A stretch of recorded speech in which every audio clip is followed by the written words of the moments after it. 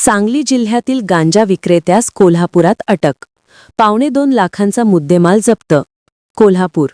महानगरपालिका निवडणुकांच्या पार्श्वभूमीवर अवैध धंद्यांवर कारवाईचा बडगा उगारत स्थानिक गुन्हे अन्वेषण शाखा कोल्हापूर यांनी सांगली जिल्ह्यातून गांजा विक्रीसाठी आलेल्या तरुणास अटक करून त्याच्याकडून सुमारे 1,82,500 रुपये किमतीचा मुद्देमाल जप्त केला आहे.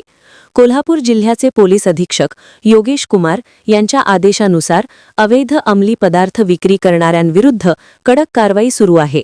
त्यानुसार स्थानिक गुन्हे अन्वेषण शाखेचे पोलीस निरीक्षक सुशांत चव्हाण यांनी 2 पथके तयार केली होती. दरम्यान सहाय्यक पोलीस निरीक्षक सागर वाघ यांच्या पथकातील पोलीस अंमलदार वैभव पाटील यांना गोपनीय बातमीदारामार्फत माहिती मिळाली की चिपरी फाटा जयसिंगपूर परिसरात एक इसम मोटरसायकलवरून गांजा विक्रीसाठी येणार आहे.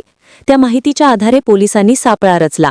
संशयित इसम स्प्लेंडर मोटरसायकलवर येताना दिसताच पोलिसांनी त्याचा पाठलाग करून शिताफीने ताब्यात घेतले. चौकशीत त्याने आपले नाव वैभव राजाराम आवळे, वय 26, राहणार हडको कॉलनी, 100 फुटी रोड, मिरज, जिल्हा सांगली असे सांगितले.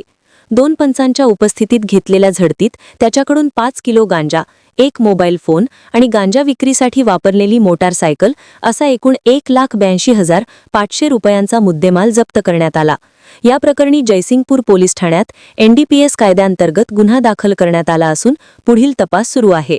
दरम्यान आरोपी वैभव आवळे हा रेकॉर्डवरील गुन्हेगार असून त्याच्यावर खुनाचा प्रयत्न, दरोडा, आर्म ॲक्टसह एकूण 8 गंभीर गुन्हे दाखल असल्याची माहिती पोलिसांनी दिली.